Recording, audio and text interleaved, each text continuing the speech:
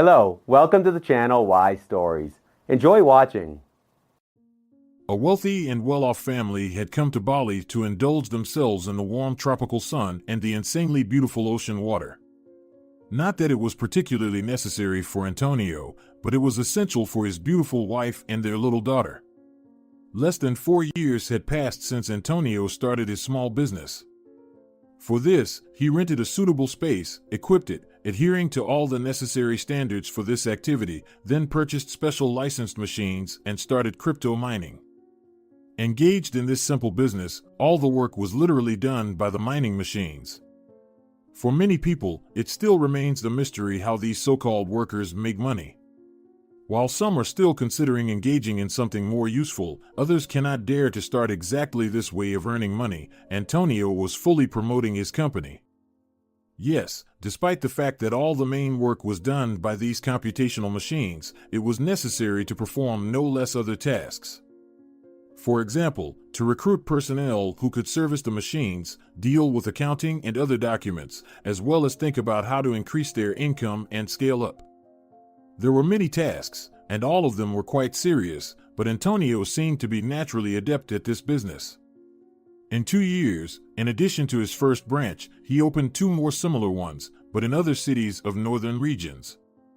Antonio was immensely pleased that he had chosen this path of activity. The sphere of activity was completely new and unfamiliar to a huge number of people eager to occupy themselves with something, so here the main thing was to think well but briefly, and act. In addition to ordinary people who wished to have passive income, large players also came into this sphere of activity, pondering where to invest their dollars and other currency. And here it was already really interesting. Tony, his wife Veronica, called him by the name. "Could you swim with our daughter? I want to sunbathe a bit, so that the tan is as even as possible," she asked him. Usually, they always took a nanny with them, but this time they decided to spend time with their family. Antonio took his 3-year-old daughter and put her on his back. By this time, they were already in the water.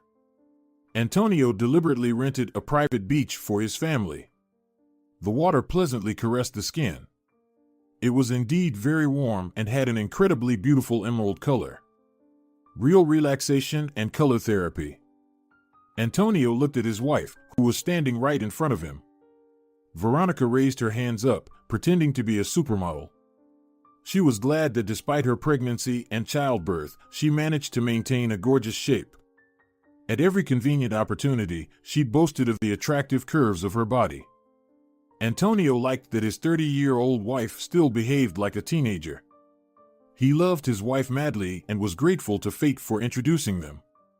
Always being in perfect athletic shape, Veronica seemed to treat people around her just as strictly.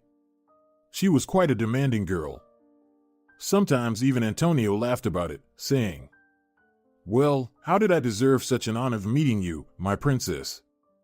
Then he enveloped Veronica in his arms and bestowed tender kisses upon her. This was something Veronica truly enjoyed. She genuinely loved her husband.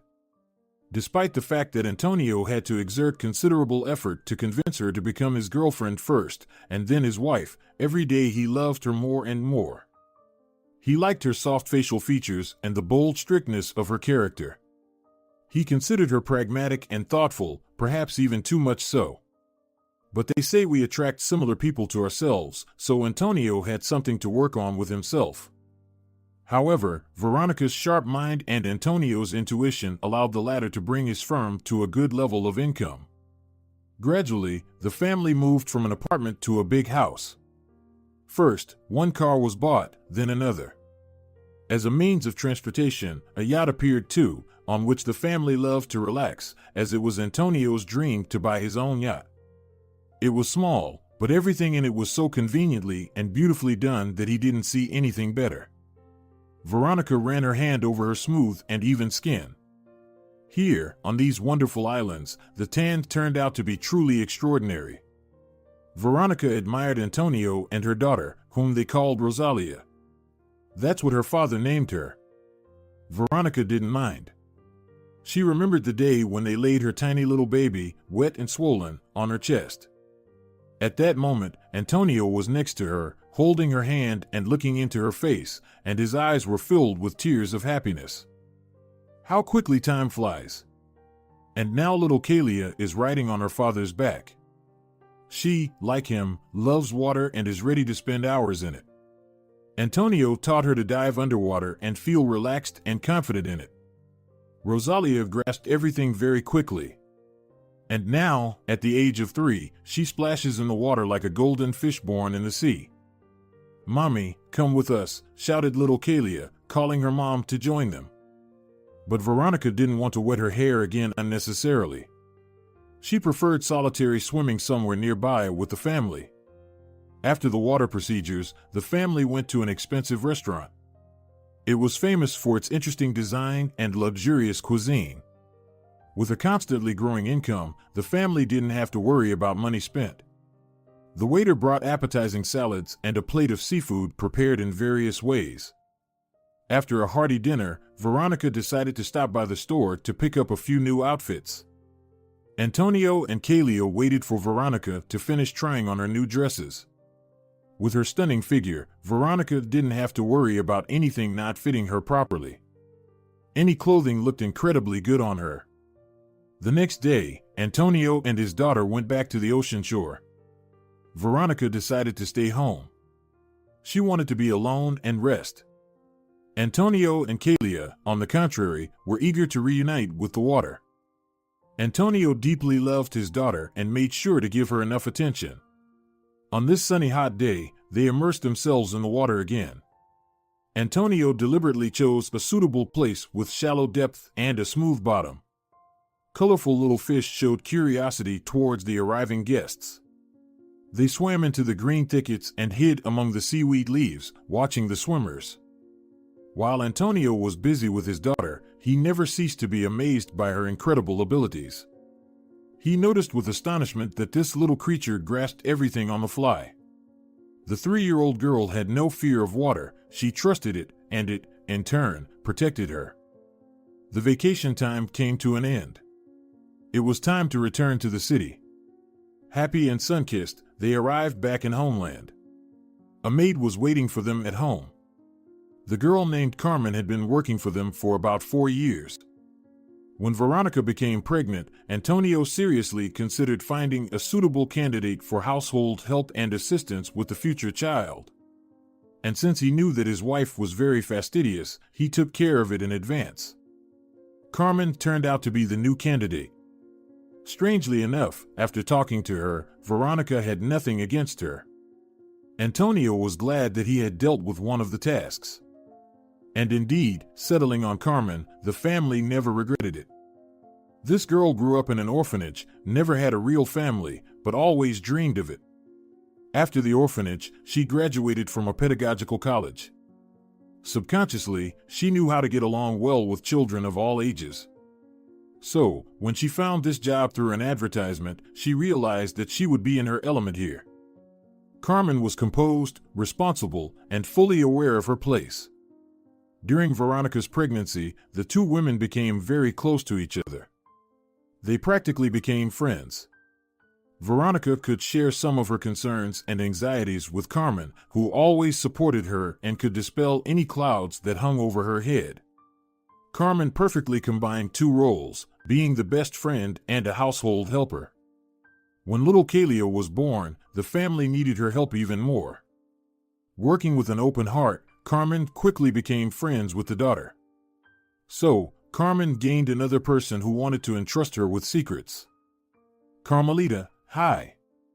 Rosalia chatted joyfully as she crossed the threshold of the house. Carmen greeted the girl with open arms. "I have so much to tell you." Kalia hurriedly took off her sandals.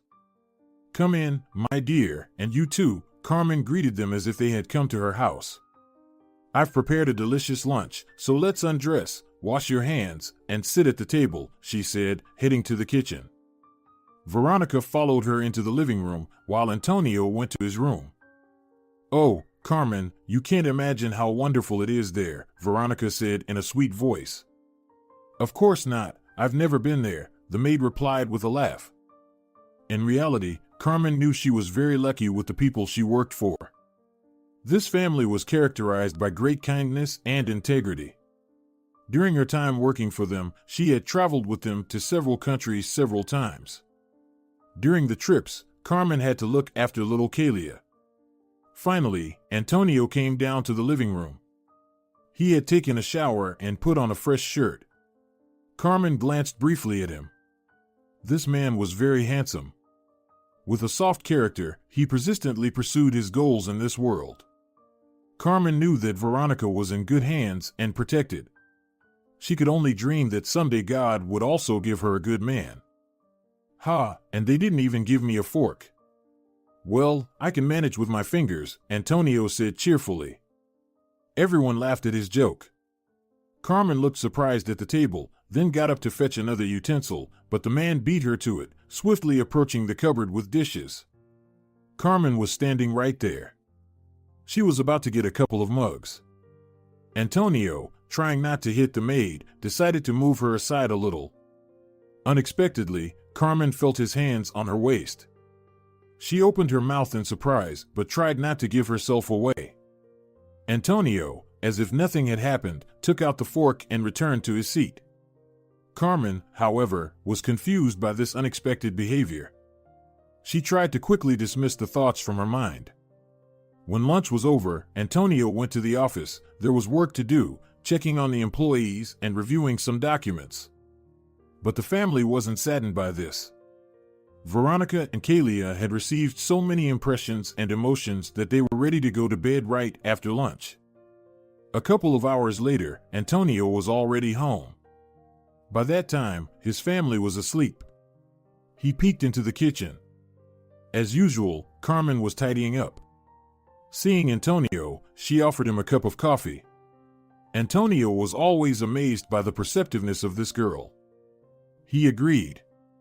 Usually, Antonio would take his coffee or another drink with him and go to his office or another room, but this time he did differently. Even though Carmen was busy working and folding towels, he sat down next to her at the table. He sat silently, sipping his coffee. Carmen again remembered his accidental touches. She felt how these memories intrusively invaded her mind. She involuntarily glanced at his hands. They were more than beautiful for men's hands. It was understandable since Antonio never did any heavy work. His skin was smooth and even tender. It seemed to Carmen that he even held the mug in a particularly soft way. Lost in her fantasies, she stood still holding the towel. Finally, Antonio noticed. He saw her gaze, which seemed to stick to his hands. "Is something wrong?" he asked the girl. Carmen didn't return to the real world right away. Feeling his gaze on her, she looked up. "Carmen, everything okay?" Antonio asked again. Carmen was at a loss, not knowing what to say. She could only silently gaze into Antonio's eyes. In the next moment, she allowed herself too much, lowering her eyes to his lips. Antonio stood up and approached Carmen. Her heart beat faster, and her face flushed with fire. Antonio leaned slightly towards her and reached out his right hand. The girl, as if enchanted and unmoving, stood in place. It seemed to her that Antonio wanted to touch her, and indeed his palm was very close to her face. But the next moment, he grabbed something with 2 fingers and pulled it out of her hair. "A feather," he said, "almost got into your eye," he said, presenting to her this almost weightless reason for his interest in her. After that, Antonio took his last sip of coffee and left the kitchen. The girl was left alone. She tightly closed her eyes and covered them with her hand. She felt very ashamed and uncomfortable about her so silly and inappropriate behavior. She took deep breaths, trying to calm herself down. Pressing her palm to her face from both sides, she felt its warmth. Yes, Carmen was not indifferent to Antonio. At 20, she had not yet experienced relationships between a man and a woman. Antonio, one could say, was the first to pay her so much attention. She had to admit that she liked Antonio and was attracted to him as a man. He was intelligent, handsome, and good-looking in every way. He knew how to take risks and stop in time. He was restrained and gentle, but at the same time, he knew exactly what he wanted from life. On one of the usual days, Carmen simply realized that she was in love with him. This in no way affected her work or her attitude towards Veronica or Kalia. Carmen continued to impeccably perform her duties. She cooked lunches and took care of the little girl. But at the same time, she didn't stop secretly loving this man. After this incident, she tried not to be alone with Antonio anymore, so as not to tease her imagination. Moreover, she didn't intend to give reason for jealousy to Veronica. Their friendship and trust in her were worth much more than all of this. And pulling herself together, she continued her work. Over time, Antonio decides to expand his firm. 6 months ago, he had already opened a new branch in Northern region, with its predominantly cold climate and short summer, was the perfect place to develop a mining business. Moreover, the electricity costs here were several times lower than in other cities. Now it was neighboring countries' turn. The choice fell right on the capital city's large, developing, with great prospects for the future. Moreover, Antonio had acquaintances here, with whom it was easier to advance in business. His partners were happy to develop in this direction with him. Antonio had just begun to feel out the ground and gather the necessary information for a new start. He decided not to rush, preferring slow and deliberate actions. When he returned to homeland and stopped by his office, his secretary approached him. "Senor Espejo, a very important person has arrived to see you. He has several questions and proposals for you," the young woman in an elegant suit reported. "Yes, Adela, let him in," Antonio replied, looking at his watch. He realized he had another 30 minutes free. Soon a man entered his office, who was clearly over 40. He had a presentable appearance and looked quite solid. The secretary introduced him as the director of a holding company called Interox, which deals with investments. "This is Gonzalo Salas," Adela said, offering a choice of coffee or water with ice. Senor Salas politely declined. Sitting opposite Antonio, he began his conversation. "As I've already been introduced to you, Senor Espejo, I'm involved in investments," he began, lightly rubbing the fingers of his right hand against his palm. Antonio managed to notice 2 large rings on his ring and middle fingers. Despite the gray hair, Senor Salas had a rather stylish haircut. His neatly trimmed beard elongated the oval of his face and made his personality even more intriguing. He was dressed in a dark brown jacket with thin white stripes and matching brown trousers.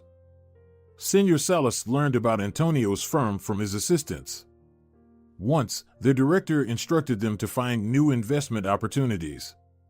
After studying the market, they came across the staggering figures of Antonio's mining company. This young lamb was making a huge profit just from buying and selling bitcoins. Barely out from under his mother's skirt, he had already organized his own cryptocurrency market. Major players, having substantial amounts in their accounts, flocked to Antonio like bees to honey, ready to entrust him with their fortunes. This significantly undermined the activities of Gonzalo's holding, which desperately tried to attract clients to invest their money. "I know you've worked very hard and, one might say, raised your branch in North from zero, but my assistants have thoroughly studied your activities. You're successfully developing your firm. God forbid, one wants to ask how you manage it." He joked. Antonio listened attentively and barely smiled, maintaining a friendly tone. Senor Salas fell silent, waiting for an answer. "Is it me to tell you what it's like to grow a company from scratch?" Antonio replied. "I believe you understand this much better than me, and you have more experience."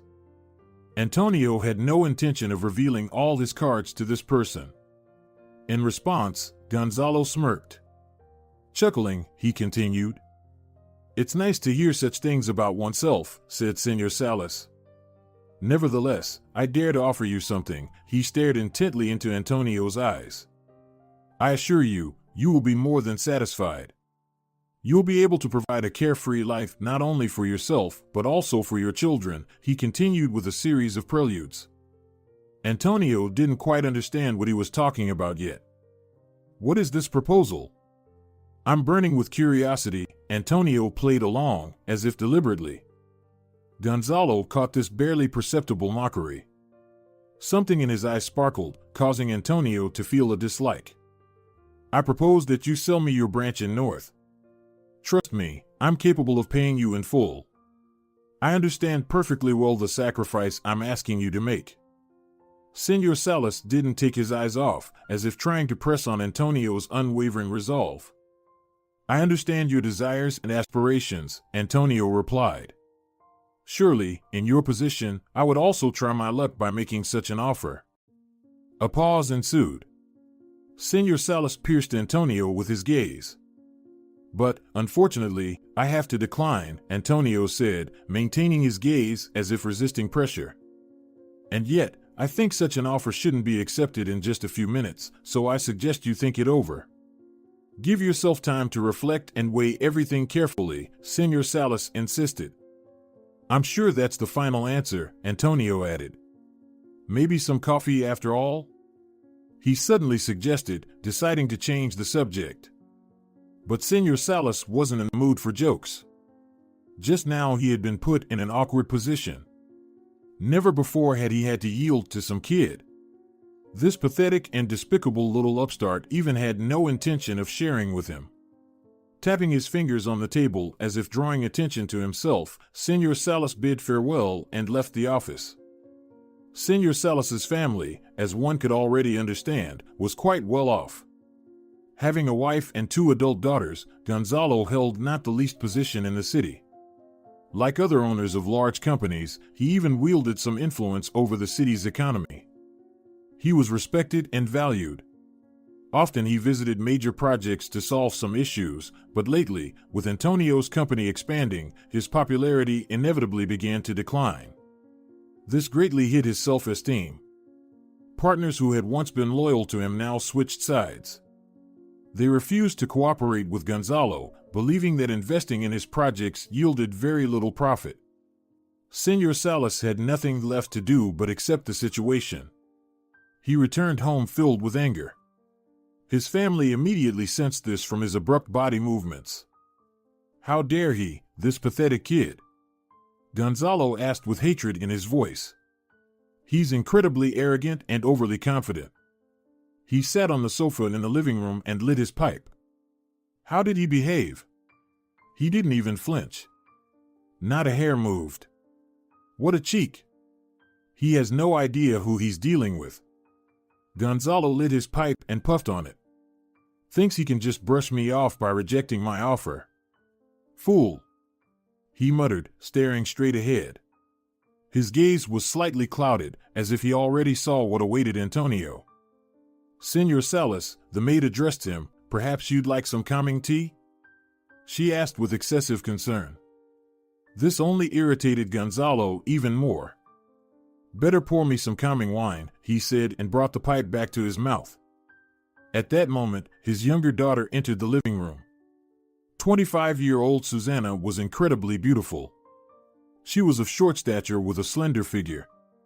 Her black hair and brown eyes made her appearance even more vivid and attractive. Susanna was his favorite.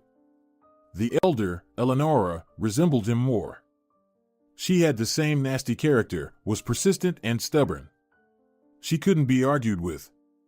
Often, conflicts arose between her and her father because of this. Yes, Eleonora was also very smart. Her calculating nature and coldness helped her in managing the business. However, when she was with the family, she remained just as nagging. She always tried to impose her opinion everywhere and tirelessly argued her point of view. It was different with Susanna. She had a mild character and always listened more than she spoke. But the most pleasant thing about her was that she never contradicted her father. She always supported him and considered him the best and most successful. "Daddy, what's wrong? Are you upset about something?" she asked, sitting down next to him. The servant immediately filled her glass. "Not yet, my joy, but things could get much worse than they are now," her father replied. He continued smoking his pipe and silently stared ahead.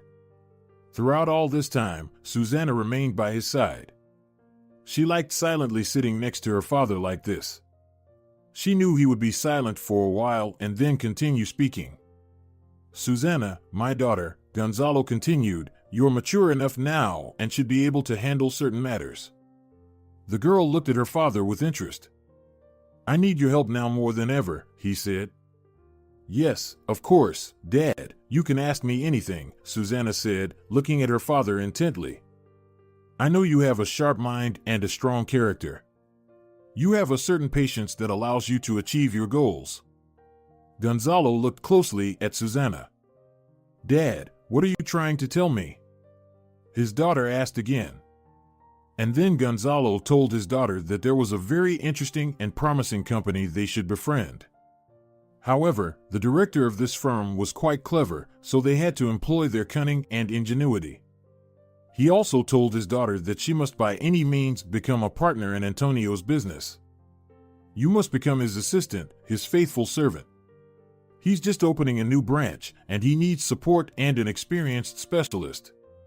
I know you can handle this task. You're attentive, diligent, and responsible."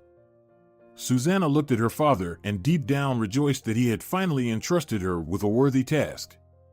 Before this, Gonzalo had always shielded his daughter in every possible way. He didn't want her to work too hard or worry about various work-related matters because she was his favorite daughter, and he wanted her to live her life in happiness and harmony. On the other hand, Susanna had always envied her older sister, who from an early age was very independent and freedom-loving. And most of all, she envied how often her father expressed his pride in such a successful daughter. Susanna was left with praise for her peaceful nature. It wasn't enough for her. "Dad, I'll try to do everything as you ask," said Susanna. "You shouldn't try, you should do it," Gonzalo said with a different tone. After that, father and daughter exchanged a clink of glasses and drank wine. After the conversation with her father, Susanna began to think about how she could integrate herself into Antonio's company. In fact, it turned out not to be so difficult to do. It was enough to open the company's website and click on the vacancies button. Luck immediately smiled upon Susanna. An office manager was needed in one of the company's departments. Let's start small, Susanna thought, rejoicing in a good start. Having prepared properly, Susanna went for an interview. The conversation was with Antonio himself. How strange, the girl thought. Does Antonio really handle even the smallest tasks himself? The girl was dressed in a fairly modest yet provocatively short dress. High heels along with the revealing dress made her legs even longer. The girl had done a good job with her makeup to make her gaze expressive and her lips more sensual. She had to make an impression on Antonio. In your resume, you write that you excel at any office equipment, speak 3 languages fluently, and have no trouble reading technical language, Antonio repeated, reading from the paper. Then he looked at Susanna. She maintained a calm demeanor, behaving artificially reserved. Yes, that's correct. That's me, the girl confidently replied. Well, you're a good fit for us, Antonio said, believing that such a specialist was exactly what they needed right now. Susanna was assigned her own office. She began working on reports and forecasting. While fulfilling her daily duties, she simultaneously absorbed various information about mining work. She tried to gather as much information as possible to perfect her skills. Striving for her father, she was ready to spend hours on end in the office. After 6 months, her efforts were not in vain. She had studied the mining industry very well and understood some of the patterns and the processes. Thus, she really began to understand something and could even suggest her own ideas for the situation's development. And Antonio also noticed Susanna's successes. He was glad that he had once hired such an employee. Over time, she became his chief assistant. Once, Antonio and Susanna stayed at work longer than usual. They worked on one of the projects. Susanna, using her beauty and charm, decided to seduce Antonio. That evening she was in a beautiful white blouse and a tight long skirt with a slit. As mentioned earlier, the evening dragged on. Antonio briefly left his office. He wanted to take a short walk and start the car to warm up the engine. It was deep winter, so it was simply impossible to do without heating. During Antonio's absence, Susanna rushed to his desk. She began rummaging through one drawer after another.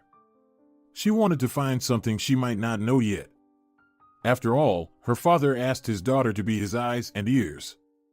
You must know about Antonio's activities not as an employee of the firm. You must know what's inside. You must see, hear, and think like Antonio, her father said, and Susanna diligently fulfilled her beloved father's request. Unfortunately, Susanna didn't manage to find anything. Moreover, she almost got caught by Antonio with a folder in her hands. Putting it back in the drawer, she, to distract Antonio, grabbed a glass of water and spilled it on her blouse. The water instantly absorbed into the thin fabric, making it transparent. When Antonio entered, he saw embarrassment and confusion on Susanna's face. I'm so clumsy sometimes, she said, trying to wipe the excess water from her soaked blouse. She continued to smile awkwardly and try to fix the situation. In this way, she wanted to draw Antonio's attention to herself. It should be added that she liked him. She was sure that Antonio, seeing her charming neckline, would undoubtedly be seduced. However, the desired reaction from the man did not follow. This is a sign that it's time to wrap up work, Antonio said, handing Susanna a napkin. With that, his attention toward the girl ended. Taking the napkin, Susanna tried to hide her disappointment. To some extent, she was even offended that Antonio perceived her only as a business partner and didn't consider her as a beautiful woman at all. It angered her that he didn't let her get under his skin.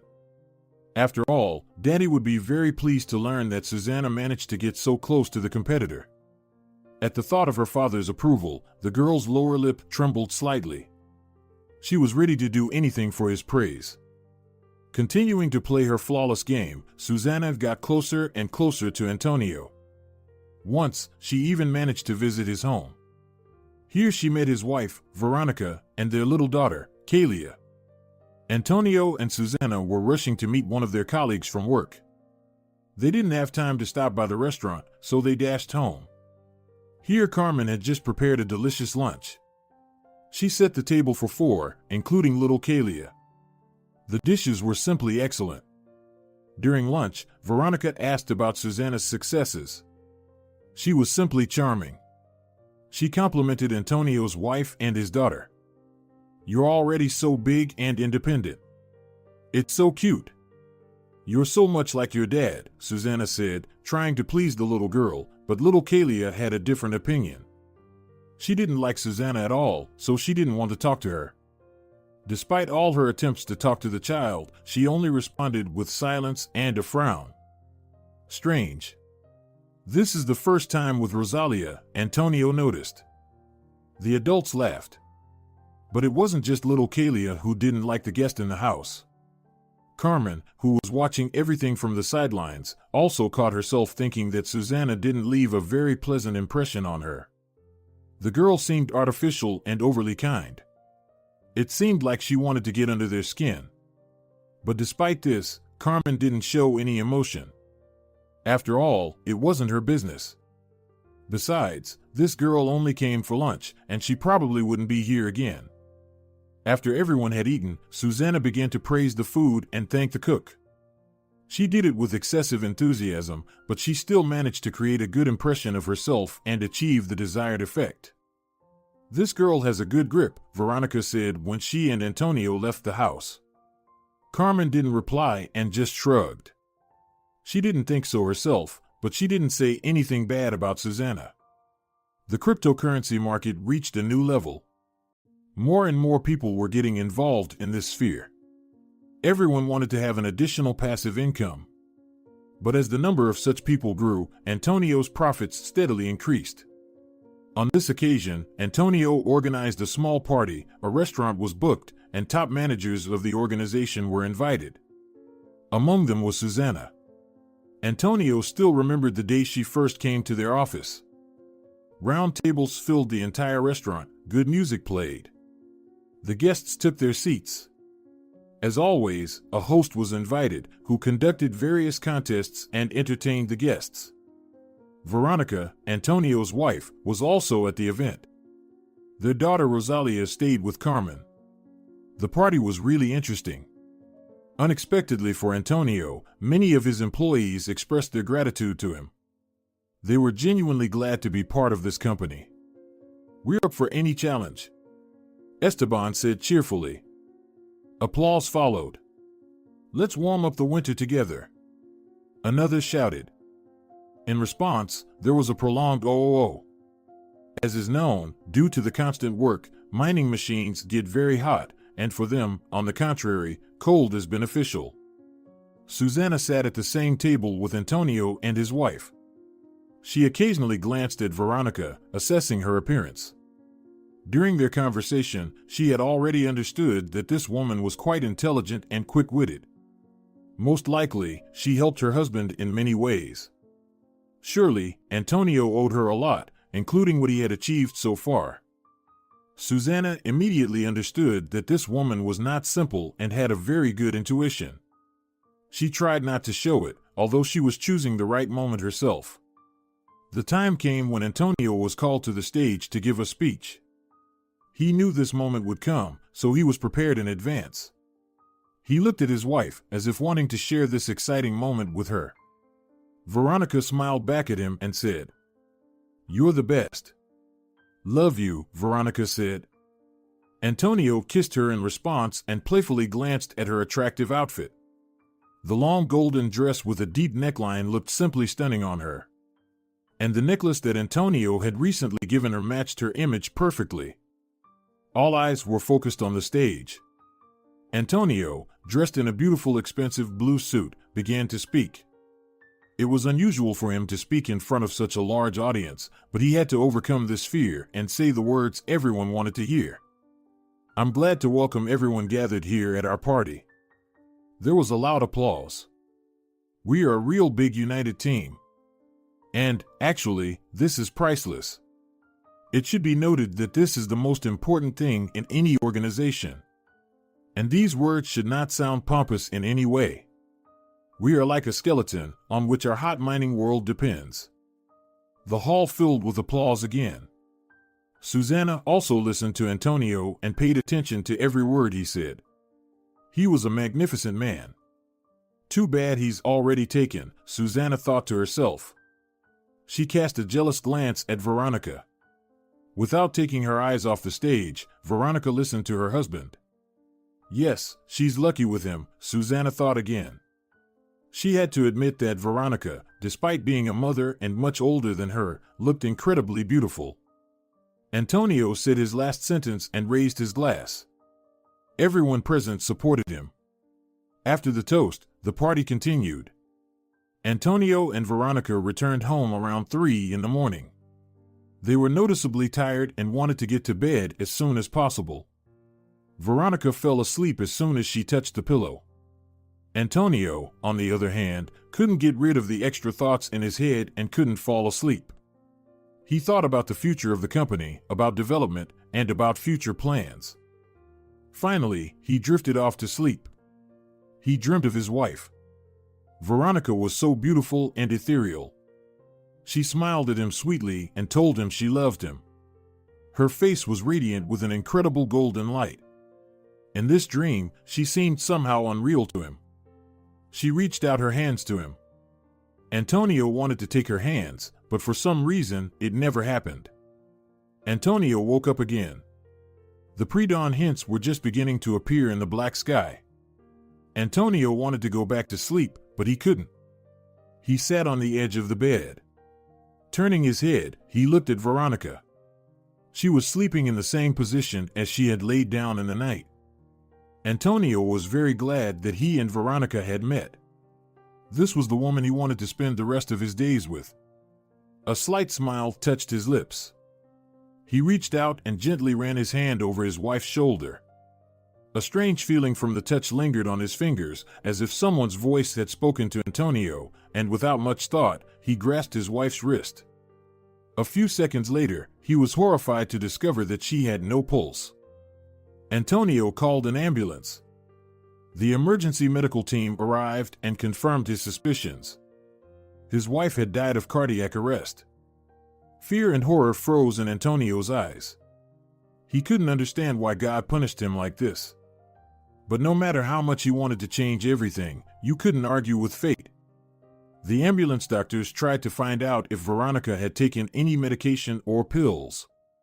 They suggested that perhaps some medications were incompatible with alcohol. But Antonio had a hard time accepting their assumption.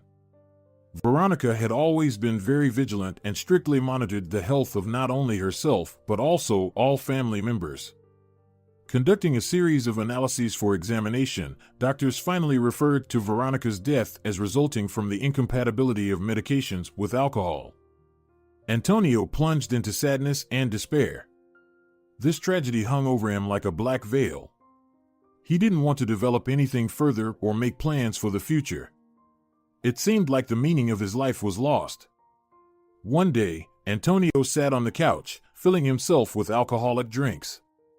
After his wife's death, insomnia became his faithful companion. He could sit alone in the living room for a long time. Time after time, he filled his glass with strong drinks, but, strangely, he didn't get drunk and sleep never came to him. Fortunately, all this time, Carmen was by his side. She helped Antonio take care of his daughter. Carmen tried to gently explain to the girl the loss of her mother, and it seemed she succeeded. But with Antonio, everything was much more difficult. She saw how he struggled and suffered, but she couldn't help him. Fairy tales that could be told to a little child no longer worked on an adult. "Señor Espejo, you need to pull yourself together," Carmen said quietly. After Veronica's death, Carmen stopped going home. She was afraid to leave Rosalia alone. Antonio, in such a state, simply couldn't control his actions and take care of his daughter. "Do you hear me?" The maid addressed him. Antonio remained silent. "This can't go on forever," she said sternly. Then, softening a little, she added, "You need to keep living. Veronica wouldn't have liked how you're treating your daughter now. She needs her father. Especially since you and she have a very close and trusting relationship." There was silence. Carmen had nothing more to say. She couldn't constantly reprimand Antonio for his behavior. He had to understand for himself that he needed to be strong for his daughter. "Sit down, please, next to me," Antonio finally said. Carmen approached and gently sat on the edge of the couch. "Thank you for not leaving our family," he said, and fell silent again. "I must say that your family has become like my own, especially little Rosalia. I just can't leave her at such a moment," Carmen said softly. "You're right, I need to pull myself together." "I will try to do that," Antonio said and looked into the girl's eyes. It was in them that he saw his new life. Life, as before, stretched out in a series of days. Antonio found the strength to continue living and enjoying life with his little daughter. He threw himself into work, trying to set himself as many tasks as possible to come home in the evening and fall asleep soundly. He also didn't forget about his daughter. Once a month, they went to the sea. There Antonio had fun and acted silly, as if he were a child. He could only do this thanks to his daughter, who, due to her age, immersed him in this childish and joyful world. Rosalia continued to improve her swimming skills. She could hold her breath for much longer now. Thanks to the water, they seemed to cleanse themselves and wash away all the negativity and sadness. By the age of 7, Kalia could swim long distances. Antonio rejoiced in his daughter's achievements. Sometimes he even organized races with her, swimming against each other. Of course, he let Kalia win, but there was so much laughter and joy. When Antonio recovered from his wife's death, he once again thought about the branch he had started opening in the foreign capital.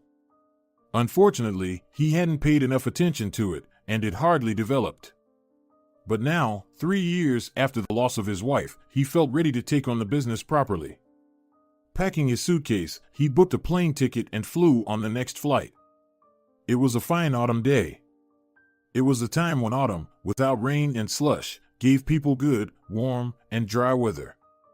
This short business trip already promised to be successful, so Antonio momentarily forgot about household chores. Meanwhile, Carmen woke up from a deep sleep. Opening her eyes, the first thing she felt was a terrible headache. The woman managed to lift her head from the pillow. She tried to remember the recent events in her life, but she did very poorly. More precisely, she couldn't remember anything. And only the piercing pain told her that she was no longer asleep. She couldn't even figure out what time it was or what day it was. Carmen looked around and immediately realized that she was in the hospital. Staggering, Carmen reached the door, then walked to the nurse's station. A young woman in a turquoise cotton suit, seeing the girl, immediately led her back to the ward. Already on the way, she informed the patient that she had been unconscious for 2 days. Carmen sank into even greater confusion. Soon she was visited by a doctor accompanied by another nurse. Carmen looked at them questioningly but received no answer. "You were pulled out of the pool just in time," the doctor finally spoke, an elderly man with very sympathetic eyes. "You swallowed water. A minute later, and you would have been impossible to resuscitate." The girl started. "What pool? What water?" she asked in bewilderment. "How did this happen, and who pulled me out of the water?" The doctor pulled the nearby stool closer to the bed and sat down. He clasped his fingers together, paused for a couple of seconds, trying to find the right words. "You see, memory loss is quite natural in your case. Clinical death always causes some changes in the brain, but fortunately, they are often reversible with proper treatment. You were pulled out of the water by a pool cleaner who came to your employer's premises exactly on schedule. It was as if God kissed you. Everything coincided so well." The man suddenly coughed into his fist, took a handkerchief from his shirt pocket, and hastily wiped his forehead with it, or rather, fortunately for you. "Carmen, do you remember that you were a housekeeper while also combining the duties of a nanny?" The doctor's reaction didn't sit well with the girl. She cast an almost insane glance at him and then at the nurse, afraid to make any sound. Of course, she remembered little Kalia, her work at Antonio's house, and her responsibilities. But now the tone of the medical worker had changed, and Carmen's heart quickly beat faster as soon as he mentioned the word nanny in the context of resuscitation and death. Unfortunately, the girl was much less fortunate, as they say in pediatric hospital. "I'm very sorry. Her father has already been informed about what happened." "What? This can't be true, she swam so well. What happened at the pool?" The doctor simply shook his head, indicating his lack of knowledge about the situation that occurred in the backyard. The police also found no explanations for it. Everything seemed like an extremely unfortunate coincidence. Still not believing the doctor's words, Carmen felt something inside her collapse. Tears welled up in her eyes, and, unable to resist anymore, she burst into tears. The doctor immediately asked to bring her a sedative, then left the distraught housekeeper alone. After some time, a young woman entered the ward.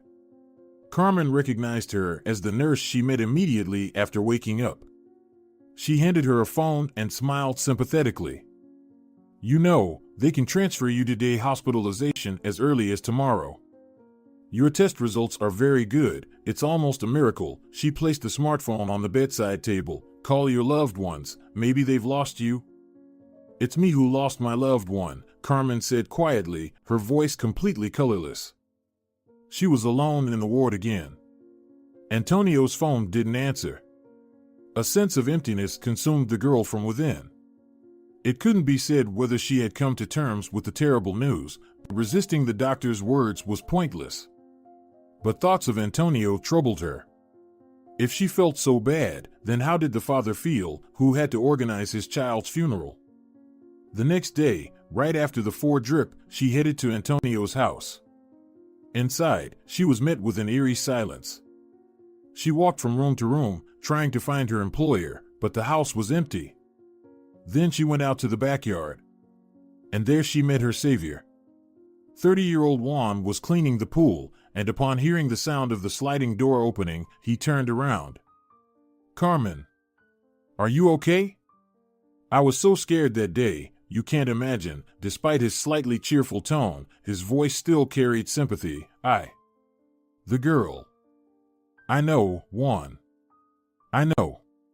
Thank you. You did everything you could back then, she bitterly replied to the cleaner. Where is Senor Espejo? I really need to see him. I'm terribly worried about him. He went to take Kalia. Saint Maria, it's just terrible. First Veronica, and now. How long ago did he leave? About 10 minutes ago. You just missed him. The girl immediately ran out. She didn't want to leave Antonio alone in such a difficult moment. Her head was spinning badly after the drip, and her legs were still a bit weak. But she still wanted to support her last dear person. Catching a taxi, she headed to the hospital, but this time, to the morgue. The man stood in front of the entrance to the department. He couldn't bring himself to step over the threshold. He just couldn't. The thought that everything happening to him was unreal itched in his brain. To bury his wife first, and now his daughter, it was not something one could expect from life. Antonio wasn't ready to take the body, because right now, as long as he didn't see it, Kalia was still alive in his mind. Taking her now meant saying goodbye to her in advance, even before the funeral. Senor Espejo, I think it's time to do this, Susana said quietly, putting her hand on the man's shoulder. The funeral ceremony will be today. There's no point in delaying the inevitable. The businessman sighed heavily. He stood there silently for about a minute before opening the door. The smell of formalin hit his nose, causing a momentary nausea to rise in his throat. The orderly greeted the grieving father and led him to a separate gurney. On it lay a small body under a sheet. With trembling hands, Antonio pulled back the white cloth from his daughter and looked into her peacefully calm face. She looked like she was just sleeping. The morgue workers had already prepared the body for burial. They had done everything incredibly carefully. Only the lace on her right shoe had come untied. Apparently, Antonio accidentally pulled it along with the sheet. Senor Espejo, you're here. Carmen rushed into the department, trying to dodge the orderlies who didn't want to let her in. The man turned around, but there was no hint of joy in his eyes. On the contrary, it seemed that he felt burning hatred towards his servant. You wretch, how dare you show up? Suddenly shouted Susana, and immediately grabbed the bewildered girl by the elbow. Because of you, the child drowned, and you come to look at her cold body. While Carmen tried to grasp what was happening, Susana had already dragged her out of the morgue. The housekeeper couldn't withstand such pressure and pushed the lady away. I spent 2 days in intensive care, woke up, and the first thing I hear is about Rosalia's death. The girl began to yell with tears in her eyes. I don't even know what happened back then, and how we ended up in the pool. Just let me find out under what circumstances Kalia could have drowned. Kalia. Our Kalia, who swam better than me or any other adult. Carmen knew that Susana was the only person who could tell her everything. When the two women found themselves in an empty corridor, Susana revealed her true face. Her expression changed, and in an instant, a spark of madness lit up in her eyes. You managed to survive after all, it seems. Susana looked at Carmen with an assessing gaze. The girl didn't understand what she was talking about. Listen to me, my dear servant, she addressed her. Her lips with red lipstick formed a disgusting curve. From today you're nobody here. Do you understand what I'm saying?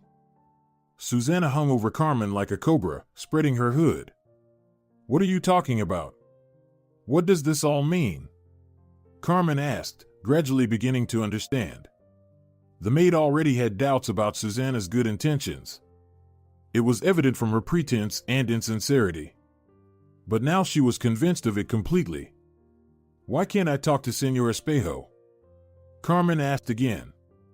Your dear Senor Espejo has no intentions to see you right now, Susana replied. By the time he calms down, this vile girl will be lying in the ground, and no one will hear her. But since you turned out to be among the survivors, you'll have to answer for everything. Susana grinned widely. I feel so sorry for you, so sorry. She pretended to be sad, and then laughed.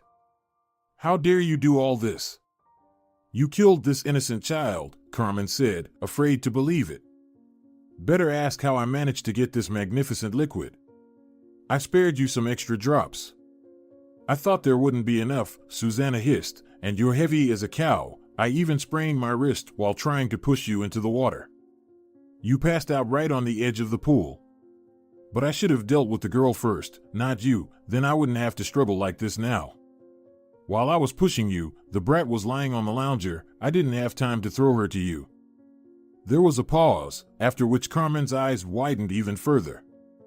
So, you killed Veronica too? Is it really true? The girl covered her mouth with her hand, but how could you pass Kalia off as dead? I was saved. Why didn't they notice anything? Carmen figured it all out, and it made her feel even worse. You're really so naive, Susanna sighed. Money can force doctors to make anyone dead, just not in the literal sense.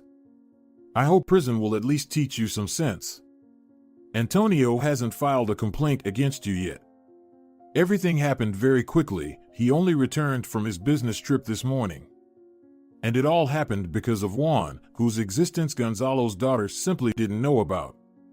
His intervention wiped out the entire initial plan, according to which Antonio was supposed to accidentally find Carmelita and Kalia unconscious in the pool upon returning from his business trip. The poison left no traces in the blood, so from the outside, it would have looked like an accidental death, just as it happened with Veronica. Convulsions, panic, any minor cause, that's why they both drowned. But then the pool cleaner showed up, and she had to back off. She had to improvise. Susanna quickly found out where they had taken the sedated Kalia that day. It was the pediatric department of the district hospital. And if she managed to bribe the doctors there, she couldn't do the same in the hospital on the other side of town. The only way out of the situation was to blame the servant for the girl's death. A terrible fear enveloped Carmen. She felt it squeezing her veins and quickening her pulse. Looking around, she searched for at least one witness, but there was none. The corridor was empty, and the only orderlies on duty were with Antonio now. Get out. Run, hide from the police, you wretch, Susanna smirked sickly. Daddy will be proud of me, and you'll rot in jail. Stunned by this sudden revelation, Carmen didn't know what to do. She turned around and slowly walked to the exit. Her legs didn't obey well, her head was foggy. Antonio probably wouldn't believe her. After all, this snake arranged everything in such a way that the servant indeed looked guilty. Susanna, wearing the role of a mourner, continued the charade. She approached Antonio again, leaned her forehead against his shoulder, and even managed to theatrically shed a tear. It all happened so fast, so suddenly. We didn't have time to understand anything, Susanna said, making up every word on the fly. Antonio patiently waited for her to speak. Essentially, there was no rush anymore. His daughter, his little girl, had fallen into a deep sleep forever. They were swimming in the pool with Carmen, and everything was calm, and there was no hint of trouble, Susanna said, wiping her tears with a handkerchief. He knew his daughter was an excellent swimmer. The absurdity of it all made his forehead even more wrinkled. But he didn't argue with the death certificate and the police's assumptions. He didn't have the strength for that. The girl choked with water, and we didn't have time to save her, unfortunately. Forgive us, she said, continuing to feign mourning. Antonio found it hard to believe what Susanna had just told him. He knew his daughter swam perfectly well and certainly couldn't drown in her own pool. But, as it's known, death has its own plans in this regard. Antonio stood in front of his daughter. She didn't look dead at all. The father wiped his tears and looked at her again. His attention was drawn to the lace that had come undone on her shoe. He approached and tied it with a firm knot, as he did as caring father when his little girl was still alive. Having dealt with the shoelace, Antonio placed his hands on her shins. For the first few seconds, he continued to feel warmth in his palms, and then he realized that the warmth was coming from a living person. His daughter was alive. She's alive, the father uttered, but it seemed like no one heard him. Susanna pretended not to hear. Antonio, without saying a word, touched his daughter's neck and felt a faint pulse. Susanna watched all this and couldn't understand what was going on. "Antonio, what are you doing?" "Snap out of it," Susanna said indignantly. "You're out of your mind." "You need to take a sedative," she said, looking around. She made sure that the orderlies had left for the documents, and there was no one else in the hall. "Shut your mouth," Antonio replied angrily. His words rattled Susanna. She suddenly started to hysterically complain that nobody appreciated her. "I tried to help you. And this is how you repay me for my kindness?" she said, not realizing that she was talking nonsense, but Antonio paid her no attention. Susanna began to realize that her game was getting out of control. So she decided to play differently. She raised the sheet and covered Kalia, then brought a glass of water from the nearest cooler. Antonio gave her a cold look and told her she could drink the water herself. "I understand you're not yourself right now. It's very hard for you to accept all this," Susanna babbled incessantly, actually looking for an escape route. However, she comforted herself with the hope that if the police hadn't arrived yet, everything was still okay. She continued to pretend to help Antonio and take care of his daughter. "Don't go near her, not even a step," Antonio ordered her in a commanding tone. Meanwhile, Carmen remained outside. She couldn't let everything go unpunished. This lunatic first killed Antonio's wife, and now his daughter. The entrance door opened. Susanna peeked out and measured the maid with a cold, almost annihilating gaze, then stepped back from the passage, silently inviting the girl to enter, and then returned to the morgue where Antonio and his daughter were. She knew Carmen would come to them. When the maid appeared before Antonio, Susanna hastened to accuse her of the girl's death. "Señor Espejo, forgive me," Carmen said, deeply regretting what had happened. "I didn't want to tell you this to avoid upsetting you again," Susanna suddenly began, "but I saw the maid give the girl poison to drink," she shouted. "That's not true," Carmen objected. "How dare you brazenly deceive us all?"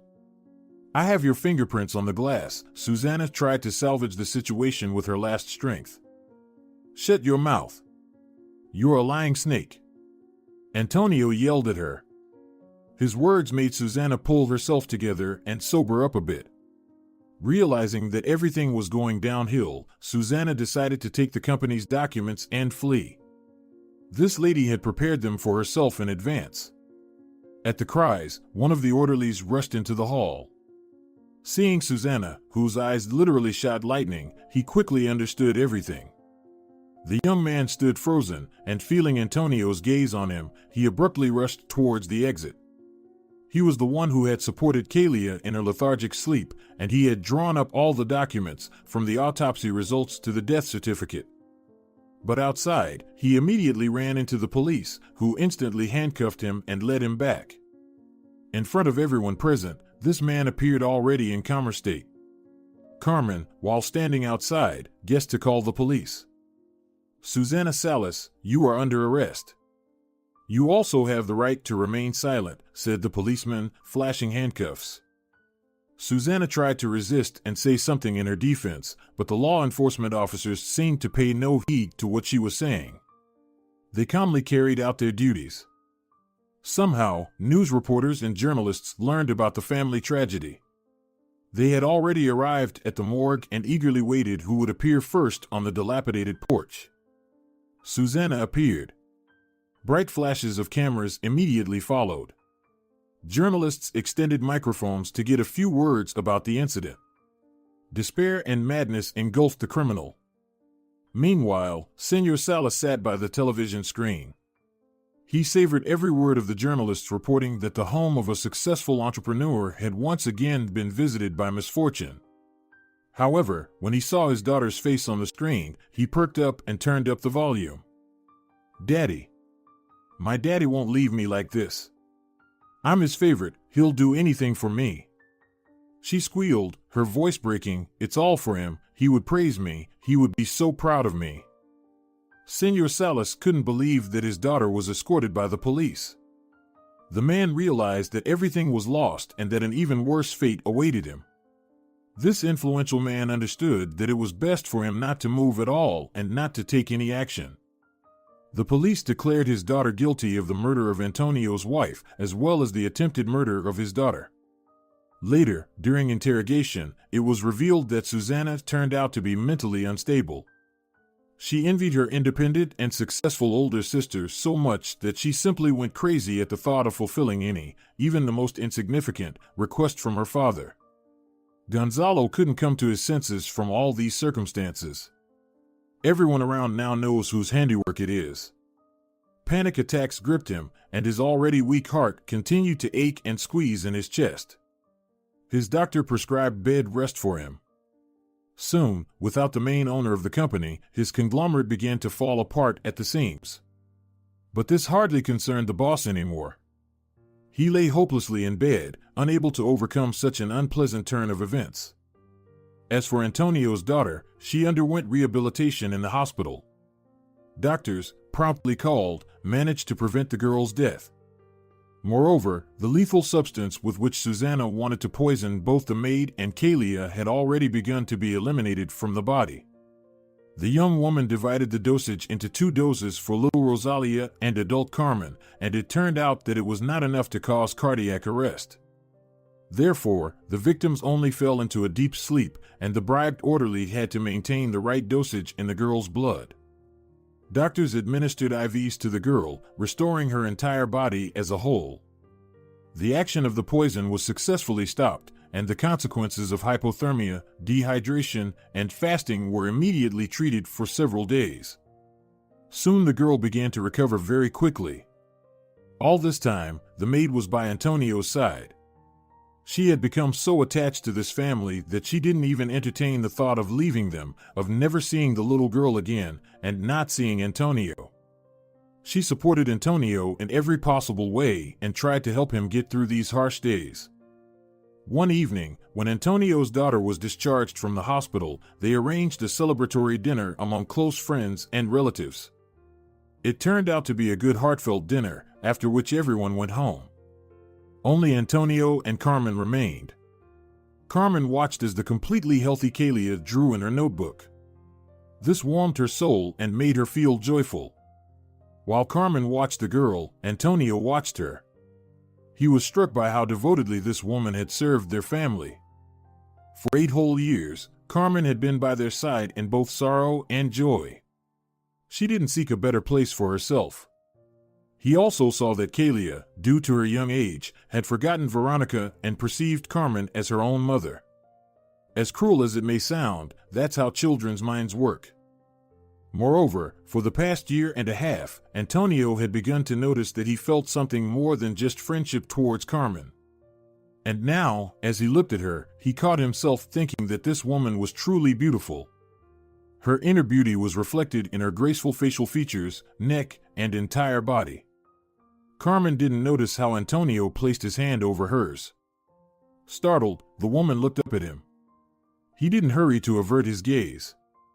And in that moment, they both realized that fate wanted to tie their lives together. If you're enjoying it as well, leave a like and subscribe.